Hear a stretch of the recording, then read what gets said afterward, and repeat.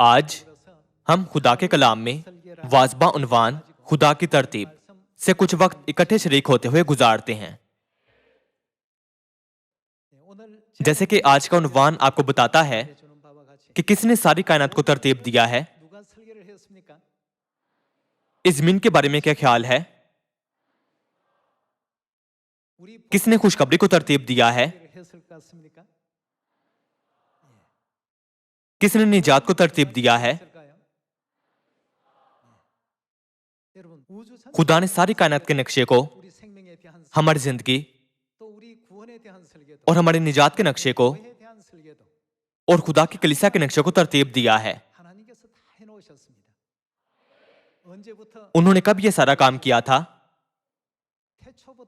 खुदा इब्तिदा से अंजाम की खबर रखते हैं और कदम ब कदम निजात को हमारी रहनुमाई कर रहे हैं। जब हम बियाबान के सफर के बारे में सोचें तो खुदा ने इसराइलियों को मिस्र से निकालने, कनानियों को शिकस्त देने और उन्हें मुल्क कनान देने के सारे अमल को तरतीब दिया था।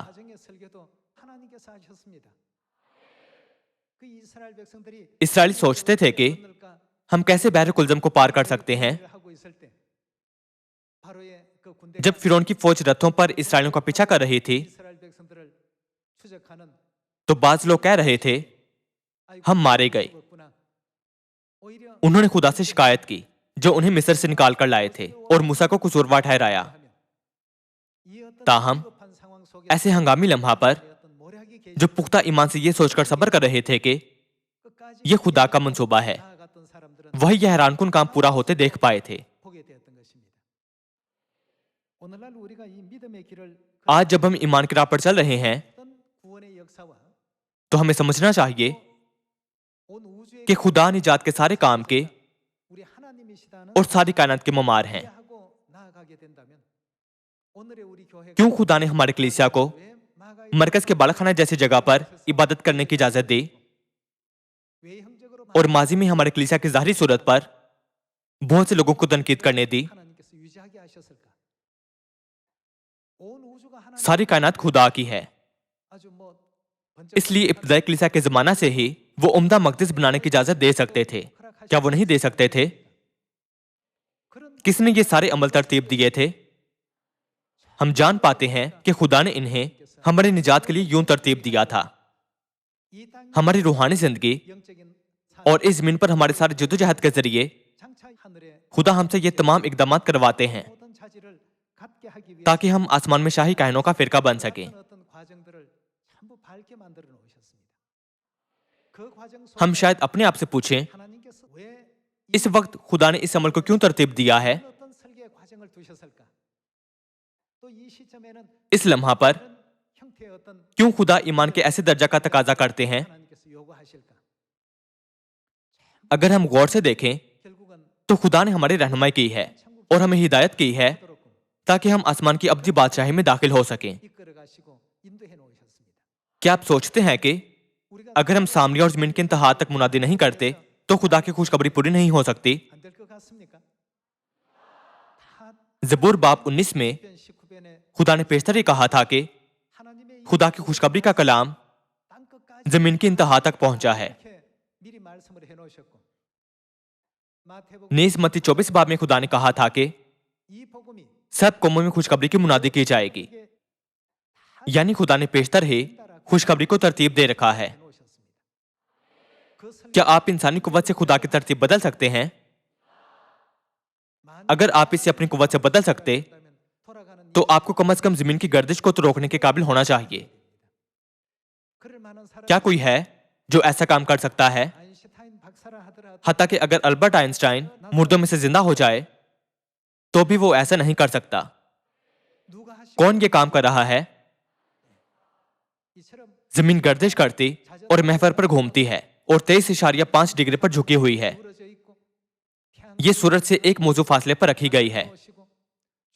खुदा ने चांद नामी सैटेलाइट बनाया जो जमीन के गिर्द घूमता है, जिसकी वजह से लहरें उठती हैं। ये हमारे कादिर बाप और माँ हैं जिन्होंने ये तमाम चीजें खलक की हैं। बस क्या खुदा के फर्जंदों के साथ इस जमीन के तमाम इंसानों की तरफ से सबसे ज्यादा एहतराम नहीं किया जाना चाहिए? ताहम हैरानकुन तौर पर खुदा ने इस जमीन पर अपने फर्जंदों के साथ कम एहतराम वाला सलूक करवाया। क्या ये किताब मुकद्दस में नहीं लिखा?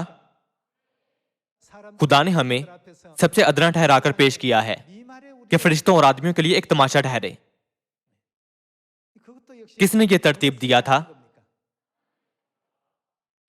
वो हमारे लिए खुदा की तरतीब और इरादे हैं कि हम जमीन पर अपने तमाम गुनाहों से मुकम्मल तौर पर तौबा करें, ताकि जब हम आसमान की अब्दी बादशाही में वापस जाएं तो हम शाही कायनों का फिरका बन सकें।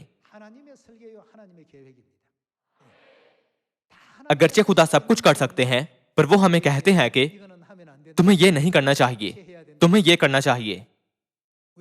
क्यों? इस जमीन पर साहिल समुद्र की रेत की मानन अनगिनत कलीसियाएं हैं। किताब मुकद्दस के बहुत से आलिम हैं जो ये सोचते हुए किताब मुकद्दस को जानने का दावा करते हैं कि मैं बेहतरीन हूं। ताहम खुदा ने खुशखबरी उनके सुपुर्द नहीं की थी। खुदा ने अपना शागिर्द बनाने के लिए पतरस जैसे लोगों को चुना, जो गुजर बसर के लिए गलील की झील से मछलियां पकड़ता था और सारी कायनात का अहाता करने वाली अजीम खुशखबरी की मुनादी करना उन्हें सौंपा। आदमी खुदा के काम की पेशनगोई नहीं कर सकता। खुदा के पास ऐसी हिकमत है जिसका हम कभी तसव्वुर भी नहीं कर सकते। जब हम ये देखते हैं तो हमें बाप और माँ को शुक्र, तमजीद और जलाल देना चाहिए कि हम इस जमीन पर उनसे मिले हैं और उनके निजात के मंसूबे का हिस्सा बने हैं।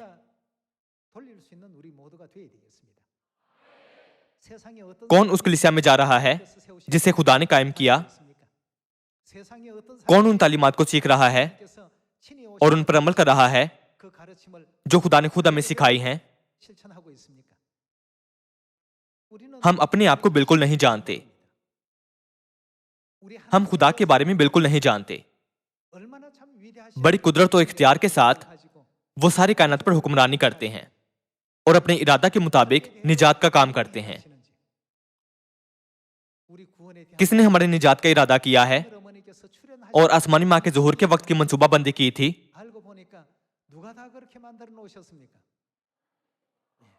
मत्ती 24 बाब में यह लिखा है कि इस खुशखबरी की मुनादी सब कौमों में की जाएगी। खुदा 2000 साल से ही इस इरादा को जाहिर कर रहे हैं और ज़बूर बाब 19 के मुताबिक हत्ता के पुराने अहदनामा के जमाने से वो अपने इरादे को बता रहे हैं। क्या वो नहीं बता रहे हैं? खुदा ने इस काम को खुदा की कलीसिया के अराकीन के जरिए इस दौर में पूरा करने के लिए तरतीब दिया है। जब लोग बाप, बेटे और रूह कुद्स के नाम पर बपतिस्मा लें, हम खुदा की तरतीब में से कुछ बदल नहीं सकते। अगर हम कहें खुदा की मर्जी इस तरह है मगर मेरा ख्याल है कि मेरी मर्जी बेहतर है, चलो मैं अपने तरीके से करता हूं, तो निजात का काम हरगिज तकमील नहीं पाएगा। बस क्या जरूरी नहीं है कि खुदा पर ईमान रखें? खुदा ने पहले ही यह तरतीब दिया था कि आज उनके लोग उस वक्त पैदा होंगे जब सयून दोबारा तामीर किया जाएगा। क्या यह हैरानकुन बात नहीं कि हम खुदा की इरादा में शरीक होने के लिए बुलाए गए हैं? हमारी कहकशां में जिसे खुदा ने खलक किया है 200 अरब सितारे हैं। बास सितारे तो जमीन से भी बड़े हैं। जमीन सबसे बड़ा सितारा नहीं है। ताहम इस जमीन पर बाज लोग बड़ी कुव्वत या बुलंद रुतबे वाले नजर आते हैं और बाज जगह शानदार और हैरत अंगेज नजर आती हैं। लेकिन आप सब बाप और माँ के बाद इस जमीन पर खुदा के फर्जंद आला तरीन लोग हैं। जमीन पर के आला तरीन लोग यहां पर जमा हैं। ताहम चूंकि शैतान जानता है कि वो कभी निजात नहीं पा सकता, इसलिए वो हमेशा खुदा के फर्जंदों की रूहानी कुव्वत छीनता है।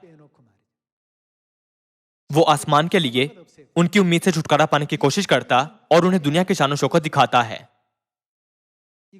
40 दिनों के रोजे के बाद जब इब्लिस ने यीशु को आजमाया था, तो शैतान की आजमाइशी तरकीबों में से ये एक थी। दुनिया के सारी शान शौकत और तमाम सल्तनतें दिखाते हुए उसने कहा, ये सब मैं तुझे दूंगा अगर तू झुककर मुझे सजदा करे। अगरचे जमीन के लोगों की नजर में ये बेहतरीन है, पर कायनात में जमीन साहिल समुद्र बिखरी रेत से कहीं कमतर है। खुदा के निजात के इरादे के मुताबिक जब यहोवा ने 7वें दिन 7वीं बार यरीहो के गिर्द चक्कर लगाया और ललकारे, तो शहर यरीहो खुदा के इरादा के मुताबिक गिर गया था। यहोवा ने अपनी मर्जी से कुछ भी नहीं किया था, क्योंकि वो जानता था कि वो हमारा खुदा ही है जो आसमान के बेशुमार सितारों पर काबिज हैं।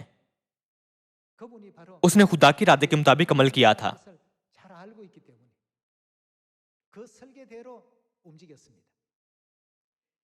ये यरीहो पर फतह का और निजात का इरादा था। खुदा ने कहा, हर रोज एक बार शहर के गिर्द चक्कर लगाओ, और उन्होंने ऐसा ही किया था। खुदा ने कहा, 7वें दिन शहर के गिर्द 7 बार चक्कर लगाओ, और उन्होंने ऐसा ही किया। खुदा ने कहा, सब लोग जोर से ललकारो तो तुम फतह पाओगे।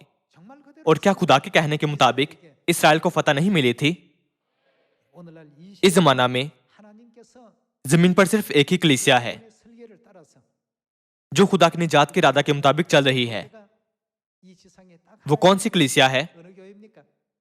ये खुदा की कलीसिया है। क्या खुदा की कलीसिया को यीशु ने कायम नहीं किया, जिनकी तमाम लोग तारीफ करते हैं? क्या यही वो कलीसिया नहीं जहां यीशु के शागिर्द पतरस और यूहन्ना और पौलुस रसूल भी जाते थे? हम अब उसी कलीसिया में हैं। खुदा ने दुनिया में से हर किसी को इजाजत नहीं दी कि इस कलीसिया में शरीक हो, लेकिन खुदा ने इसे अपने फर्जंदों के लिए एक जहान के तौर पर खला किया है। मैं जब भी खुदा के इरादे के बारे में सोचता हूं तो ये वाकई हैरानकुन है। ये कलीसिया बतालत और रियाकारी से नहीं चलाई जा रही है, बल्कि खुदा की कुदरत से। अब बहुत से अराकीन किसी न किसी मकाम पर सच्चाई की तलाश में सयून आते हैं कि हमें इसका इल्म भी नहीं होता। अलास्का में एक चर्च कायम हुआ है। क्या उसकी वजह यह है कि आप अलास्का खुशखबरी की मुनादी करने गए थे? नहीं, इसे खुदा ने कायम किया है। मेहरबानी से अपने हाथ उठाएं अगर आप हिमालय में सुरतन गए थे और वहां मुनादी की थी। अगरचे यहां ऐसा कोई नहीं जो उन जगहों पर गया हो, तो भी अब कलीसिया सारी दुनिया में है। आप सब हरगिज ये ना भूलें कि खुदा ने अपने इरादे के मुताबिक कलीसिया को कायम किया और इसे चला रहे हैं। हमने महज इस अजीम मंसूबे को कंधों पर उठा रखा है जिसका खुदा ने इरादा किया और तरतीब दिया है। मगर खुदा हमें बरकत देते और कहते हैं कि तुमने बड़ी मेहनत से काम किया है। क्या खुशखबरी यही नहीं है? खुदा इब्तिदा से अंजाम को जानते हैं और हर चीज को तरतीब दिया है। वो हर बदी को सयून में दाखिल होने से रोकते हैं। यशायाह 46 बाब से खुदा के इरादे के हर अमल पर एक नजर डालते हैं। बाब 46 आयत 10। बाब 46 आयत 10 में यह कहा गया है कि जो कब से इब्तिदाही से अंजाम की खबर देता हूं, बनाए आलम से पेशतर ही खुदा ने हमें हर बात की खबर दी थी। खुदा ने पेशतर ही हमें हर बात बता दी थी। अगर खुदा ने इरादे को तरतीब ना दिया होता तो क्या वो हमें पहले से इसकी खबर देते? यह तरतीब इब्तिदाही से मुकम्मल थी। जब उन्होंने जमीन बनाई तो उन्होंने सिर्फ आसमान, समुंदर और मैदान नहीं बनाए थे, बल्कि उन्होंने उसी वक्त निजात का मंसूबा भी बना लिया था। जो इब्तिदाई से अंजाम की खबर देता हूं। और अयाम कदीम से उन्होंने क्या खबर दी थी? अयाम कदीम से वो बातें जो अब तक वक़ूअ में नहीं आई बताता हूं और कहता हूं कि मेरी मसलहत कायम रहेगी और मैं अपनी मर्जी यकीनन बिल्कुल पूरी करूंगा। क्या कुछ ऐसा है जो खुदा ने कहा कि उन्होंने पूरा ना किया हो? ऐसा कुछ नहीं है। हर चीज यकीनन पूरी होगी। आयत 11, जो मशरिक से उकाब को यानी उस शख्स को जो मेरे इरादा को पूरा करेगा दूर के मुल्क से बुलाता हूं। मैं ही ने ये कहा और मैं ही इसको वक़ूअ में लाऊंगा। मैंने इसका इरादा किया, वो क्या करेंगे और मैं ही इसे पूरा करूंगा।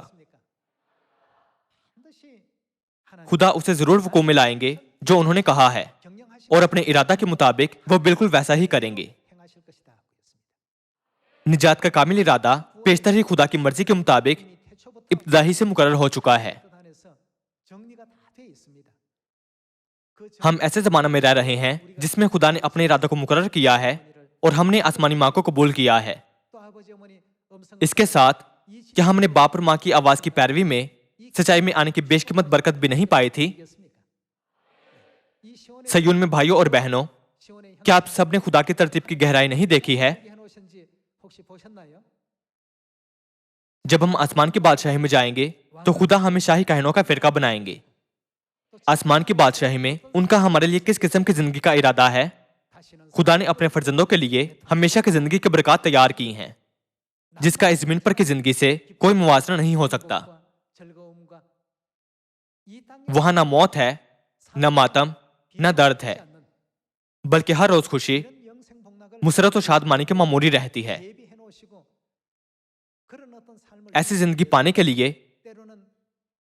हम नशीबो फराज से भरी मुश्किलात में रहते हुए हर अमल से गुजर रहे हैं। जब आप सोचने लगें कि बड़ी मुश्किल है तो मुस्तैदी से दुआ करें। वो इरादा क्या है जो खुदा ने मेरी निजात के लिए तैयार किया है? बराह करे मेरी मदद करें कि आखिर तक इसे बर्दाश्त करूं और इन मुसीबतों पर गालिब आऊं, ताकि मैं बाप और माँ का हाथ थामे आसमान की अब्दी बादशाही में अब्दी जिंदगी और बरकतों से लुत्फानंदोज हो सकूं। अगर हम हर रोज खुलूसे दिल से दुआ करें और आगे बढ़ें तो हमारी जिंदगी का अंजाम हरगिज अलमनाक ना होगा। क्या खुदा ने नहीं कहा कि थोड़ी देर बाद ऐसा दिल फरेब जहान जो ना दिल में आया, जो ना किसी आंख ने देखा है, जो ना कानों ने सुना है, हमारा होगा? हमें उनके वादे पर ईमान रखना और आगे बढ़ना है। इब्रानियों 11 बाब के मुताबिक एक शख्स जिसका ऐसा ईमान हो वो इस जहान की जिंदगी को क्या समझेगा? वो तस्लीम करते हैं कि वो इस जमीन पर परदेसी और मुसाफिर हैं। आप सब अगर आप किसी बैरूनी मुल्क का दौरा करते हैं तो क्या आप वहां हमेशा के लिए रह सकते हैं? आप एक खास मुद्दत के लिए रह सकते हैं, लेकिन आपको जल्द ही वापस आना पड़ेगा। वो जगह जहां हम हमेशा रह सकते हैं हमारा आबाई घर होता है। यही वजह है कि हमें कभी भी इस जमीन पर अपनी जिंदगी में इतना खो नहीं जाना चाहिए कि आसमान की बादशाही को छोड़ देने का अहमकाना काम कर बैठें। कुछ मिसालें देखते हैं जिन्हें खुदा ने तरतीब दिया है, क्योंकि वो इब्तिदा से अंजाम की खबर देते हैं। पैदाइश बाब 6 आयत 13 से देखते हैं। पैदाइश बाब 6 आयत 13। और खुदा ने नूह से कहा कि तमाम बशर का खात्मा मेरे सामने आ पहुंचा है, क्योंकि उनके सबब से जमीन जुल्म से भर गई। सो देख मैं जमीन समेत उनको हलाक करूंगा। तो गोफर की लकड़ी की एक कश्ती अपने लिए बना, उस कश्ती में कोठरियां तैयार करना और उसके अंदर और बाहर राह लगाना, और ऐसा करना कि कश्ती की लंबाई 300 हाथ, उसकी चौड़ाई 50 हाथ और उसकी ऊंचाई 30 हाथ हो। और उस कश्ती में एक रोशनदाना बनाना और ऊपर से हाथ भर छोड़कर उसे खत्म कर देना, और उस कश्ती का दरवाजा उसके पहलू में रखना और उसमें 3 दर्जे बनाना, निचला, दूसरा और तीसरा। खुदा ने कश्ती का नक्शा बनाया और नूह ने हर काम खुदा के नक्शे के मुताबिक किया था। आयत 19। और जानवरों की हर किस्म में से दो दो अपने साथ कश्ती में ले लेना कि वो तेरे साथ जीते बचें, वो नरो मादा हों। और परिंदों की हर किस्म में से और चरिंदों की हर किस्म में से और जमीन पर डिंगने वालों की हर किस्म में से दो दो तेरे पास आए ताकि वो जीते बचें। और तू हर तरह के खाने की चीज लेकर अपने पास जमा कर लेना, क्योंकि यही तेरे और उनके खाने को होगा। और नूह ने यूं ही किया, जैसा खुदा ने उसे हुक्म दिया था वैसा ही अमल किया। हम अब नूह जैसे मकाम पर ही हैं। खुदा निजात की मंसूबाबंदी कर चुके हैं और वो हमसे कहते हैं नए अहद को मानो, खुशखबरी को सामरिया और जमीन की इंतहा तक फैलाओ। सब कौमों को बाप, बेटे और रुल कुद्स के नाम से बपतिस्मा दो। उन्हें वो तालीम दो कि उन सब बातों पर अमल करें जिनका मैंने हुक्म दिया है। यूं उन्हें शागिर्द बनाओ। उन्होंने एक एक करके हमें तफसील से समझाया है। जब हमने उनकी हिदायत पर अमल किया तो शुमाली अमेरिका, जनूबी अमेरिका, ओकियानूसिया, यूरोप, एशिया और अफ्रीका में कलीसियाएं कायम हुई। अगर हम खुदा की मंसूबाबंदी के मुताबिक अमल ना करें तो इस काम का छोटे से छोटा शोशा और नुक्ता पूरा नहीं हो सकता। अब यह काम हमारी कलीसिया में रूनमा हो रहा है। हमें बचाने की गर्ज से खुदा ने सब्बत के दिन को, 3 वक्तों की 7 ईदों को और टूटे हुए तमाम आइन को जो नाबूद व मनसूख हो गए थे बहाल किया है। उन्होंने जलाली सच्चाई की बुनियाद डाली ताकि हम सब से यूं लौट सकें। इस जमाना में खुदा ने अपने फर्जंदों को आसमानी माँ से मुतारिफ करवाया ताकि वो सारी दुनिया में यरूशलेम के जलाल की मुनादी कर सकें। क्या खुदा ने पेशतर ही इसे यूं तरतीब नहीं दिया था? इंसानी नुक्ता नजर से लगता है कि कश्ती गलत बनाई गई थी। यह जहाज है जो पानी पर तैरता है। क्या इसमें चलाने की कुव्वत नहीं होनी चाहिए?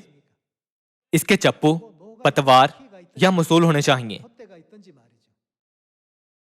ऐसी कोई चीज नहीं बनी थी।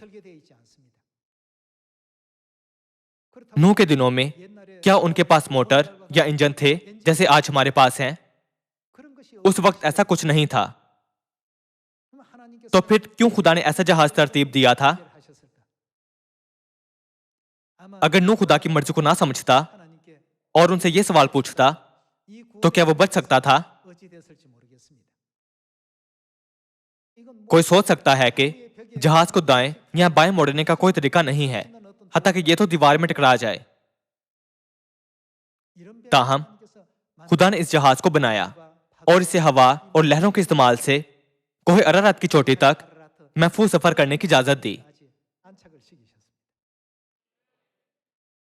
इसी तरह खुदा ने निजात का इरादा किया और हर जमाना में इसे अंजाम दे रहे हैं। बस खुदा कहते हैं कि मुस्तदी से खुशखबरी की मुनादी करो, तो हमें मुस्तदी से मुनादी करनी चाहिए। जब खुदा कहते हैं इस दिन जमा होकर इबादत करो, तो हमें जमा होना और मिलकर इबादत करनी चाहिए। खुदा ने 7वें दिन को तरतीब दिया था, लेकिन अगर हम पहले दिन इबादत करें तो हम खुदा के इरादे की पैरवी नहीं कर रहे। क्या हम कर रहे हैं? अगर ऐसा होता है तो यकीनन निजात के मामला में बहुत बड़ा नक्स होगा। इसीलिए खुदा ने हमें हुक्म दिया है कि उनके कलाम में ना बढ़ाएं ना निकालें, बल्कि उनकी हिदायत पर अमल करें। यही वो मकाम है जहां से ये कहावत आती है कि हुक्म मानना कुर्बानी चढ़ाने से बेहतर है। कैसा नहीं है? खुदा बड़ी तस्वीर देखते हैं और हम सिर्फ छोटी तस्वीर देखते हैं। खुदा इब्तिदा से अंजाम को जानते हैं और हम सिर्फ वही सोचते हैं जो ऐन हमारे सामने होता है। अगर हम खुदा की अजीम दूरंदेशी को समझ जाएं, तो हम आसमान की बादशाही में एक दूसरे से मिल पाएंगे। वरना ये वैसे ही होगा जैसे बियाबान के 40 बरसों में हुआ था। खा हमने किसी को 10 दिन पहले देखा था, हम शायद उन्हें कभी ना देखें। क्या ये खुदा के निजात के इरादे को सही तरीके से ना पढ़ने का नतीजा नहीं है? हम यशवा की किताब के 6 बाब की पहली आयत से देखते हैं। यशवा बाब 6 आयत 1 में यह कहा गया है कि और यरूब बनी इसराइल के सबब से निहायत मजबूती से बंद था और ना तो कोई बाहर जाता और ना कोई अंदर आता था। और खुदावन ने यशवा से कहा कि देख, मैंने यरीहो को और उसके बादशाह और जबरदस्त सुरमाओं को तेरे हाथ में कर दिया है। इस तरह से खुदा का इरादा पहले ही तकमील पा चुका था।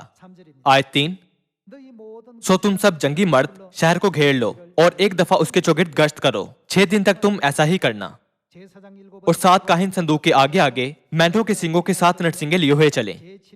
और 7वें दिन तुम शहर के चारों तरफ 7 बार घूमना और काहिन नरसिंगे फूंके। और यूं होगा कि जब वो मेंढे के सींग को जोर से फूंके और तुम नरसिंगे की आवाज सुनो तो सब लोग निहायत जोर से ललकारें। तब शहर की दीवार बिल्कुल गिर जाएगी और लोग अपने अपने सामने सीधे चढ़ जाएं। यरीहो को फतह के लिए जब उन्होंने खुदा के इरादे की पैरवी की तो उन्होंने यकीनी तौर पर जंग जीत ली। खुशखबरी के लिए खुदा का इरादा क्या है? खुदा ने खुशखबरी की सामरिया और जमीन की इंतहा तक मुनादी किए जाने की तरतीब दी है। आप सब, अगर हम खुशखबरी की मुनादी सामरिया और जमीन की इंतहा तक खुदा की मर्जी के मुताबिक करें तो हम यकीनन आसमान की बादशाही में यशवा या कश्ती बनाने वाले नूह से भी बड़े लोग बनेंगे।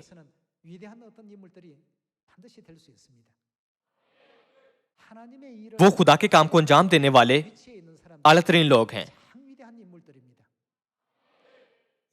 इस दुनिया में आलतरीन कौन है?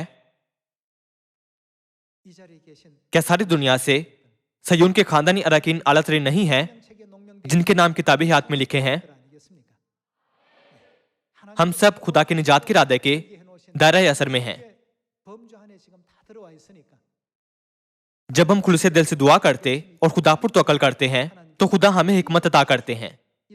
जब एक शख्स एक छोटा टुकड़ा बनाता है, दूसरा एक दूसरा टुकड़ा बनाता है, जब वो आपस में मुत्तिद होते हैं तो एक मुकम्मल चीज बनकर निकलती है। खुदा ने हम में से हर एक के लिए छोटे टुकड़ों का इरादा किया है। ये एक शख्स के लिए नामुमकिन है कि खड़ा हो और सब कुछ खुद करे। हम सबको यकजा होना चाहिए। जबूर बाब 19 से एक और आयत देखते हैं। जबूर की किताब बाब 19 की तरफ जाते हैं। जबूर बाब 19 आयत 1 में यह कहा गया है कि आसमान खुदा का जलाल जाहिर करता है और फिजा उसकी दस्तकारी दिखाती है। दिन से दिन बात करता है और रात को रात हिकमत सिखाती है। ना बोलना है, ना कलाम, ना उनकी आवाज सुनाई देती है। उनका सुर सारी जमीन पर, अंग्रेजी किताब मुकद्दस के मुताबिक यह लिखा है सारी जमीन पर, और उनका कलाम दुनिया के इंतहा तक पहुंचा है। उनका सुर और उनका कलाम दुनिया के इंतहा तक पहुंचा है। किसने यह तरतीब दिया है? यह किसी ऐसे शख्स के जरिए नहीं बनाया गया है जिसके पास अच्छा मंसूबा है। हम मत्ती 24 बाब में यीशु के जरिए दिए गए निजात के इरादे को भी देखते हैं। मत्ती बाब 24 आयत 13 देखते हैं। बाब 24 आयत 13, मगर जो आखिर तक बर्दाश्त करेगा वो निजात पाएगा। और बादशाही की इस खुशखबरी की मुनादी कहां तक खुशखबरी की मुनादी की जाएगी? तमाम दुनिया में होगी ताकि सब कौमों के लिए गवाही हो, तब खात्मा होगा। आप सब, हमारे खुदा ने मत्ती 24 बाब में इस इरादा को तरतीब दिया है। क्या उन्होंने नहीं दिया? उन्होंने 2000 साल पहले यह इरादा जाहिर किया था और जबूर की किताब में भी जाहिर किया था। नीस उन्होंने जमीन पर आखिरी पैगाम भी दिया था कि ये और कुछ नहीं, हमें जो करने की जरूरत है वो मुस्तैदी से खुशखबरी की मुनादी करना है। जैसा कि हम उनके इरादा के गवाह हैं तो खुशखबरी की मुनादी वाकई सामने और जमीन की इंतहा तक बड़े पैमाने पर की जाती है।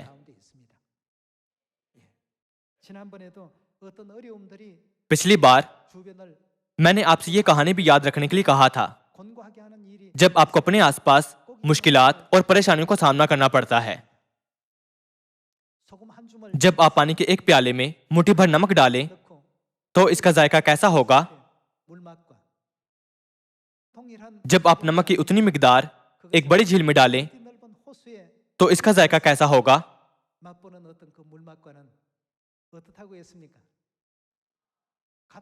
ये वही मुट्ठी भर नमक है। हर खानदान को मुश्किलात और तशवीशनाक सूरत हाल का सामना होता है। जब हमारे बर्तन करीबन प्याले के हुजम के हों तो ये अयां हो जाता है। हम मुश्किल में पड़ते हैं, तनाज़े होते हैं, ये ना जानते हुए कि क्या करें। ताहम क्या ये पानी के जायके को मुतासिर करता है अगर इसे एक बड़ी झील में डाल दिया जाए? ऐसा नहीं होता है। माँ की तालीमात के मुताबिक क्या माँ हमें समुद्र की मानन वसी और खूबसूरत दिल रखने को नहीं कहती हैं?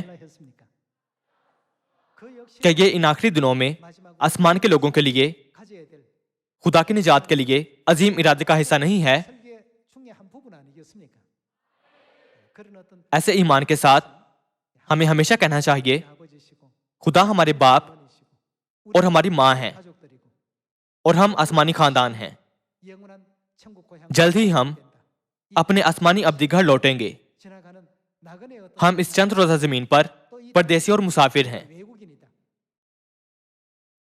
अगर हमारा इस किस्म का ईमान हो तो हम अब्राहम जैसा ईमान, नूह जैसा ईमान, मूसा जैसा ईमान और यशवा जैसा ईमान रख सकते हैं, जिनके बारे में हमने आज पढ़ा है। क्या हम नहीं रख सकते हैं?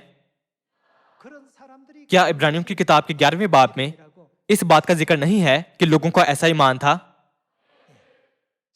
हम अपने दिल इस नन्ही जमीन पर ना लगाएं, बल्कि हमेशा अपने वसी और अरीज रूहानी घर आसमान की बादशाही का ख्याल करें। आपसे कभी इत्मीनान ना खोने का कहते हुए मैं इस बात को खत्म करूंगा।